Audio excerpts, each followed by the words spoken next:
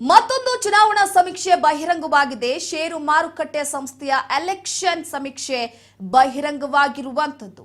ಷೇರು ಮಾರುಕಟ್ಟೆ ಸಂಸ್ಥೆಯ ಸಮೀಕ್ಷೆಯಲ್ಲಿ ಏನಿದೆ ಹಾಗಿದ್ರೆ ಕರ್ನಾಟಕದಲ್ಲಿ ಬಿಜೆಪಿ ಎಷ್ಟು ಸ್ಥಾನ ಸಿಗುತ್ತೆ ಹಾಗಿದ್ರೆ ಮತ್ತೊಂದು ಚುನಾವಣೆಯ ಸಮೀಕ್ಷೆ ಈಗ ಬಹಿರಂಗವಾಗಿದೆ.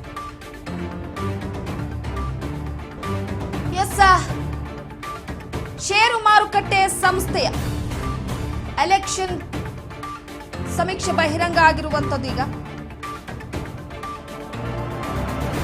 ಈ ಸಂಸ್ಥೆಯ ಸಮೀಕ್ಷೆಯಲ್ಲಿ ಏನಿದೆ, ಕರ್ನಾಟಕದಲ್ಲಿ ಬಿಜೆಪಿ ಎಷ್ಟು ಸ್ಥಾನ ಸಿಗುತ್ತೆ, ಎನ್ಡಿಎಗೆ ಈ ಬಾರಿ ಎಷ್ಟು ಸ್ಥಾನ ಸಿಗಬಹುದು,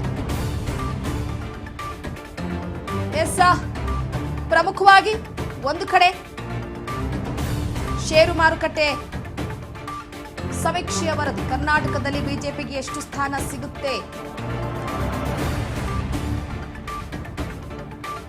ಒಂದು ರೀತಿ ಈ ಸ್ಟಾಕ್ ಮಾರುಕಟ್ಟೆಯ ಭವಿಷ್ಯ ಸಾಧ್ಯತೆಗಳನ್ನು, ವಿಶೇಷವಾಗಿ ಮುಂದಿನ ದಿನಗಳಲ್ಲಿ ಏನಾಗಬಹುದು ಅನ್ನುವಂಥದ್ದು. ಷೇರು ಮಾರುಕಟ್ಟೆ ಇದಕ್ಕಿಂತ ಏನು ಭಿನ್ನವಾಗಿಲ್ಲ. ಪ್ರಸ್ತುತ ಚುನಾವಣೆಯ ಸಮಯದಲ್ಲಿ ಹೊರಹೊಮ್ಮುವಂತಹ ಕೆಲವು ಪಂಡಿತರು ಏನು ಹೇಳ್ತಾ ಇದ್ದಾರೆ, ಒಟ್ಟಾರೆಯಾಗಿ ಲೋಕಸಭಾ ಚುನಾವಣೆಯಲ್ಲಿ ಏನಾಗುತ್ತೆ, ಭಾರತೀಯ ಜನತಾ ಪಕ್ಷ ಗೆಲುವಿಗೆ ಈ ಮಾರುಕಟ್ಟೆ ಅಂಶವಾಗಿರುವಂಥದ್ದು. ಈಗ ಈ ಹಿನ್ನೆಲೆಯಲ್ಲಿ ಒಂದು ಕಡೆ ಮತ್ತೊಮ್ಮೆ ಷೇರು ಮಾರುಕಟ್ಟೆ ಸಂಸ್ಥೆಯಿಂದ ಎಲೆಕ್ಷನ್ ಸಮೀಕ್ಷೆ ಬಹಿರಂಗ ಆಗಿರುವಂಥದ್ದು.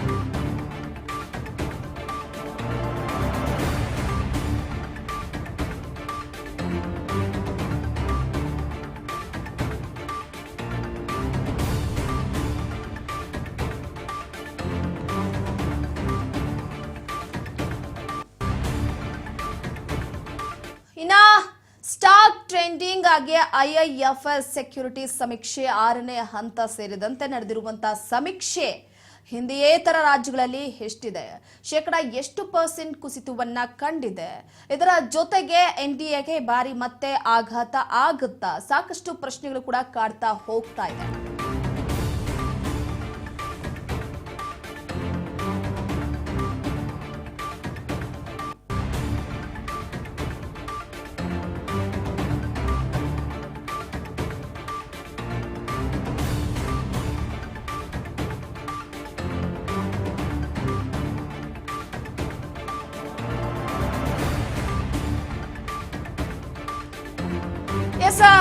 ಹಿಂದಿಯೇತರ ರಾಜ್ಯಗಳಲ್ಲಿ ಶೇಕಡ 0.6ರಷ್ಟು ಕುಸಿತವಾಗಿದೆ.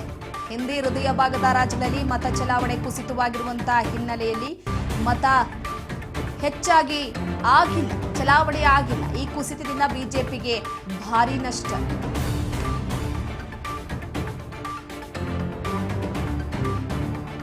ಒಂದು ಕಡೆ ಭಾರತದ ಷೇರು ಮಾರುಕಟ್ಟೆ ಕಳೆದ 5-6 ಸೆಷನ್ಗಳಿಂದಲೂ ಕೂಡ ನಿರಂತರವಾಗಿ ಕುಸಿತ ಕಂಡಿರುವಂಥದ್ದು. ಇದರ ಜೊತೆಗೆ ಈ ಸೂಚ್ಯಾಂಕದ ಏರಿಕೆ ಲೋಕಸಭಾ ಚುನಾವಣೆಗೂ ಕೂಡ ಸಂಬಂಧ ಇರಬಹುದು ಅಂತ ಹೇಳಲಾಗ್ತಾ ಇತ್ತು. ಲೋಕಸಭಾ ಚುನಾವಣೆಯಲ್ಲಿ ಬಿಜೆಪಿ ಏನು 400ಕ್ಕೂ ಹೆಚ್ಚು ಸ್ಥಾನವನ್ನ ಗೆಲ್ತೀವಿ ಅಂತ ಒಂದು ಹೇಳಿಕೆಯನ್ನ ಕೊಟ್ಟಿತ್ತು. ಅದಾದ ನಂತರವಾಗಿ 290ರಿಂದ 300 ಸ್ಥಾನ ಗಳಿಸಬಹುದು ಅನ್ನುವಂತ ವದಂತಿಗಳು ಹರಿದಾಡ್ತಾ ಇರೋದ್ರಿಂದ ಷೇರು ಮಾರುಕಟ್ಟೆಯಲ್ಲಿ ಒಂದು ರೀತಿ ಭಯ ವಾತಾವರಣ ತಂದಿರಬಹುದು. ಕಳೆದ 5-6 ತಿಂಗಳಿಂದಲೂ ಕೂಡ ಈ ಷೇರು ಮಾರುಕಟ್ಟೆ ವಿಚಾರಕ್ಕೆ ಸಂಬಂಧಪಟ್ಟಂತೆ ಅದು ಕುಸಿತ ಕಾಣ್ತಾ ಇದೆ. ಈಗ ಸ್ಟಾಕ್ ಟ್ರೆಂಡಿಂಗ್ ಐಐಎಫ್ಎಲ್ ಸೆಕ್ಯೂರಿಟೀಸ್ ವಿಚಾರವಾಗಿ ನೋಡೋದಾದ್ರೆ, ಒಂದು ಕಡೆ ಹೃದಯ ಭಾಗ, ಹಿಂದಿಯೇತರ ಹೃದಯ ಭಾಗ ರಾಜ್ಯಗಳಲ್ಲಿ ಅತಿ ಹೆಚ್ಚು ಮತ ಚಲಾವಣೆ ಕೂಡ ಆಗಿಲ್ಲ. ಮತ ಚಲಾವಣೆ ಕುಸಿತ ಕಂಡ್ರೂ ಕೂಡ ಬಿಜೆಪಿಗೆ ಅಧಿಕ ಸ್ಥಾನ ಸಿಗುತ್ತಾ ಹಾಗಿದ್ರೆ? ಉತ್ತರ ಪ್ರದೇಶ, ಒಡಿಶಾ, ಪಶ್ಚಿಮ ಬಂಗಾಳ, ತೆಲಂಗಾಣ ಮತ್ತು ಆಂಧ್ರ ಪ್ರದೇಶಗಳಲ್ಲಿ ಹೆಚ್ಚಿನ ಸ್ಥಾನ ಸಿಗುತ್ತೆ ಅಂತ ಹೇಳಲಾಗ್ತಾ ಇದೆ. ಯಾಕಂದ್ರೆ ಸಾಕಷ್ಟು ಜನ ಹೂಡಿಕೆಯನ್ನ ಮಾಡಿರ್ತಾರೆ, ಕೆಲವು ರಿಟೇಲ್ ಹೂಡಿಕೆಯನ್ನ ಗಲಿಬಿಲಿಗೊಳಿಸ್ಬಿಡುತ್ತೆ. ಇದು ಷೇರು ಮಾರುಕಟ್ಟೆಯನ್ನ ಕೂಡ ಅಲುಗಾಡುವ ರೀತಿ ಮಾಡುತ್ತೆ. ತೆಲಂಗಾಣ ಮತ್ತು ಆಂಧ್ರ ಪ್ರದೇಶಗಳಲ್ಲೂ ಕೂಡ ಹೆಚ್ಚಿನ ಸ್ಥಾನ ಸಿಗುತ್ತಾ?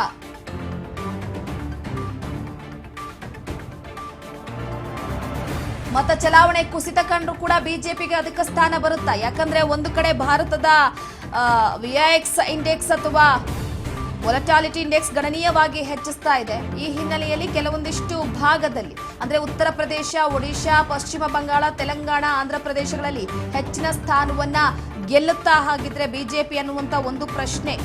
ಇದು ಷೇರು ಮಾರುಕಟ್ಟೆಯಲ್ಲಿ ಒಂದು ರೀತಿ ಭಯದ ವಾತಾವರಣ ಗ್ರಹಿಸುವಂತ ಸೂಚಿ ಅಂತ ಕೂಡ ಹೇಳಲಾಗ್ತಾ ಇದೆ. ಯಾಕಂದ್ರೆ ಲೋಕಸಭಾ ಚುನಾವಣೆಯ ಸಂದರ್ಭದಲ್ಲಿ ಹೆಚ್ಚಳವಾದ್ರೂ ಕೂಡ ಒಂದು ರೀತಿ ಸಜೀವೇನಲ್ಲ, ಕೂಡ ಕಡಿಮೆ ಆದ್ರೂ ಕೂಡ ಶಾಕಿಂಗ್ ಅಲ್ಲ. ಈ ಬಾರಿಯ ಕೆಲವೊಂದಿಷ್ಟು ವರದಿಗಳನ್ನ ನೋಡ್ತಾ ಹೋದ್ರೆ ಬಿಜೆಪಿ ಸೋಲನ್ನು ಅನುಭವಿಸುತ್ತೆ ಅಂತ ವರದಿ ಸಮೀಕ್ಷೆಯಲ್ಲಿ ಬರ್ತಾ ಇರುವಂತದ್ದು. ಈ ಹಿನ್ನೆಲೆಯಲ್ಲಿ ಒಂದು ರೀತಿ ಬಿಜೆಪಿಗೆ ಮತ್ತಷ್ಟು ಭಯ ತಂದೊಡ್ಬಿಟ್ಟಿದೆ. ನರೇಂದ್ರ ಮೋದಿ ನೇತೃತ್ವದ ಎನ್ಡಿಎ ಮೈತ್ರಿಕೂಟ ಈ ಬಾರಿ 400 ಸ್ಥಾನಗಳನ್ನ ಗೆಲ್ಲುವಂತಹ ಗುರಿಯನ್ನ ಇಟ್ಕೊಂಡಿತ್ತು. ಈಗಾಗಲೇ 3 ಹಂತದ ಚುನಾವಣೆ ನಡೆದಿದೆ. ಎನ್ಡಿಎ ಮೈತ್ರಿಕೂಟ 400 ಸ್ಥಾನ ಗಳಿಸುವುದರಲ್ಲಿ ಕಳೆದ ಬಾರಿಗಿಂತ ಬಾರಿ ಕಡಿಮೆ ಗಳಿಸಬಹುದು ಅನ್ನುವಂತಹ ಮಾತುಗಳು ದಟ್ಟವಾಗಿ ಹರಿದಾಡ್ತಾ ಇದೆ. 290ರಿಂದ 300 ಸ್ಥಾನ ಮಾತ್ರ ಬಿಜೆಪಿ ಗೆಲ್ಲಬಹುದು ಅಂತ ಹೇಳಲಾಗ್ತಾ ಇದೆ. ಈ ಕಾರಣಕ್ಕಾಗಿ ಎಲ್ಲೋ ಒಂದು ಕಡೆ ಆತಂಕದ ಸ್ಥಿತಿ ಹೆಚ್ಚಳವಾಗಿದೆ. ಕೆಲ ವಿಶ್ಲೇಷಕರು ಕೂಡ ಹೇಳಿದ್ದಾರೆ. ಈ ಷೇರುಪೇಟೆ ಕುಸಿತಕ್ಕೆ ಏನ್ ಕಾರಣ ಇರಬಹುದು ಅನ್ನುವಂಥದ್ದು ಕೂಡ ಒಂದ್ ಕಡೆ ಹುಡುಕೊಂಡು ಹೋಗ್ಬೇಕಾಗುತ್ತೆ. ಅಂದ್ರೆ ಮತ ಚಲಾವಣೆ ಕುಸಿತವಾಗಿದೆ ಒಂದು ಕಡೆ. ಕೆಲವೊಂದಿಷ್ಟು ಜನ ಗ್ರಾಮಗಳಲ್ಲಿ ಮತಗಳನ್ನ ಬಹಿಷ್ಕಾರ ಮಾಡಿದ್ದಾರೆ. ಕೆಲವೊಂದಿಷ್ಟು ಜನ ಯುವಕರು ಮತವನ್ನ ಚಲಾಯಿಸಿಲ್ಲ. ಯಾಕಂದ್ರೆ ದೇಶದಲ್ಲಿ ಆಗಿರುವಂತಹ ಕೆಲವೊಂದಿಷ್ಟು ಬದಲಾವಣೆ, ಹೇಳಿಕೆಗಳು, ಬಿಜೆಪಿ ನಾಯಕರುಗಳು ಕೊಟ್ಟಂತ ಹೇಳಿಕೆಗಳು, ಇವೆಲ್ಲವೂ ಕೂಡ ಒಂದು ರೀತಿಯಾಗಿ ಮತ್ತಷ್ಟು ಬಿಜೆಪಿಗೆ ದೊಡ್ಡ ಹೊಡೆತವನ್ನೇ ತಂದು ಕೊಟ್ಟಿರುವಂತದ್ದು. ಈ ಹಿನ್ನೆಲೆಯಲ್ಲಿ ಎಲ್ಲೋ ಒಂದು ಕಡೆ ಬಿಜೆಪಿ ಈ ಬಾರಿ ಅತಿ ಕಡಿಮೆ ಸ್ಥಾನವನ್ನ ಗಳಿಸಬಹುದು ಅನ್ನುವಂಥದ್ದು ರಾಜಕೀಯ ಪಂಡಿತರ, ರಾಜಕೀಯ ವಿಶ್ಲೇಷಕರ ಮಾತಾಗಿದೆ. ಇದು ಷೇರು ಮಾರುಕಟ್ಟೆಯ ಮೇಲೂ ಕೂಡ ದೊಡ್ಡ ಹೊಡೆತವನ್ನ ಬೀಳುವಂತದ್ದು. ಈ ಹಿನ್ನೆಲೆಯಲ್ಲಿ ಒಂದು ಕಡೆ 2019ರ ಚುನಾವಣೆಯಲ್ಲಿ 303 ಸೀಟನ್ನ ಬಿಜೆಪಿ ಗಳಿಸಿತು. ಸಮೀಕ್ಷೆಯಲ್ಲಿ ಈ ಬಾರಿ ಬಿಜೆಪಿಗೆ ಎಷ್ಟು ಸ್ಥಾನ ಸಿಗಬಹುದು ಆಗಿದ್ರೆ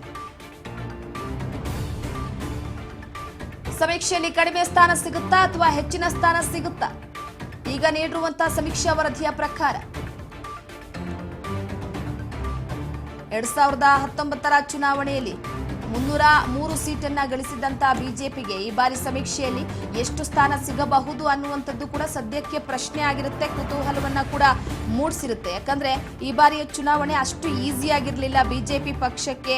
ಒಂದು ರೀತಿಯಾಗಿ ಬಹಳ ಕಠಿಣವಾಗಿತ್ತು. 2019ರಲ್ಲಂತೂ ಈಸಿಯಾಗಿ ಎಲ್ಲೋ ಒಂದು ಕಡೆ ಗೆದ್ಕೊಂಡು ಬಂದಿತ್ತು. ಆದ್ರೆ ಈ ಬಾರಿಯ ಚುನಾವಣೆ ಹಾಗೆ ಆಗಿಲ್ಲ. ಕೆಲವೊಂದಿಷ್ಟು ಭಾಗದಲ್ಲಿ ಮತ ಚಲಾಯಿಸೇ ಇಲ್ಲ. ಭಾರತದ ಷೇರು ಮಾರುಕಟ್ಟೆ 5-6 ಸೆಷನ್ಗಳಿಂದ ನಿರಂತರವಾಗಿ ಕುಸಿತಾ ಇದೆ. ಈ ಹಿನ್ನೆಲೆಯಲ್ಲಿ ಲೋಕಸಭಾ ಚುನಾವಣೆಯ ಈ ಒಂದು ನಂಟಿಗೂ ಕೂಡ ಇರಬಹುದು. ಬಿಜೆಪಿ ಏನಾದ್ರೂ ಈ ಬಾರಿ 290ರಿಂದ ಅಥವಾ 300 ಸ್ಥಾನಗಳನ್ನ ಗಳಿಸಿದ್ರೆ, ಈ ವದಂತಿ ಏನು ಹರಿದಾಡ್ತಾ ಇದೆಯೋ ಇದು ಒಂದು ರೀತಿ ಷೇರು ಮಾರುಕಟ್ಟೆಗೆ ಭಯದ ವಾತಾವರಣ ಸೃಷ್ಟಿಸಿಬಿಟ್ಟಿದೆ. ಈ ಹಿನ್ನೆಲೆಯಲ್ಲಿ 303 ಸೀಟನ್ನ 2019ರಲ್ಲಿ ಗಳಿಸಲಾಗಿತ್ತು.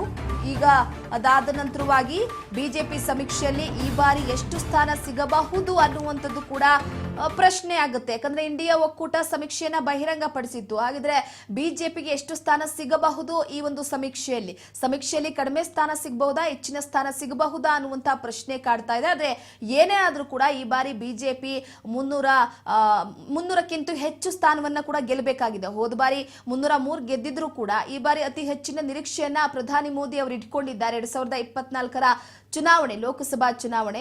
ಆದ್ರೆ ಎಲ್ಲಾ ವಿಶ್ಲೇಷಕರು ಹೇಳ್ತಾ ಇರುವ ಹಿನ್ನೆಲೆಯಲ್ಲಿ ನೋಡೋದಾದ್ರೆ ಈ ಬಾರಿ ಸ್ವಲ್ಪ ಕಡಿಮೆ ಬರುತ್ತೆ ಎನ್ಡಿಎ ಒಕ್ಕೂಟ ಅನ್ನುವಂಥದ್ದು ಮಾತು ಕೇಳ ಬರ್ತಾ ಇದೆ. ಈ ಹಿನ್ನೆಲೆಯಲ್ಲಿ ನೋಡೋದಾದ್ರೆ ಒಂದು ಕಡೆ ಬಿಜೆಪಿಗೆ ಈ ಬಾರಿ ಅತಿ ದೊಡ್ಡ ಹೊಡೆತ ಬೀಳುತ್ತಾ. ಕೆಲವೊಂದು ರಾಜ್ಯಗಳಲ್ಲಿ ಸರಿಯಾಗಿ ಮತ ಆಗಿಲ್ಲ, ಮತ ಚಲಾವಣೆ ಆಗಿಲ್ಲ. ಕೆಲವೊಂದಿಷ್ಟು ಗ್ರಾಮಗಳಲ್ಲಿ ಮತ ಬಹಿಷ್ಕರಿಸಿದ್ದಾರೆ. ಕೇವಲ 50%, 60%, 70% ಈ ರೀತಿಯಾಗಿ ಮತ ಚಲಾವಣೆ ಆಗಿರುವಂತದ್ದು. 100ಕ್ಕೆ 100ರಷ್ಟು ಎಲ್ಲೂ ಕೂಡ ಆಗಿಲ್ಲ. 90 ದಾಟಿ ಯಾವುದು ಕೂಡ ಹೋಗಿಲ್ಲ.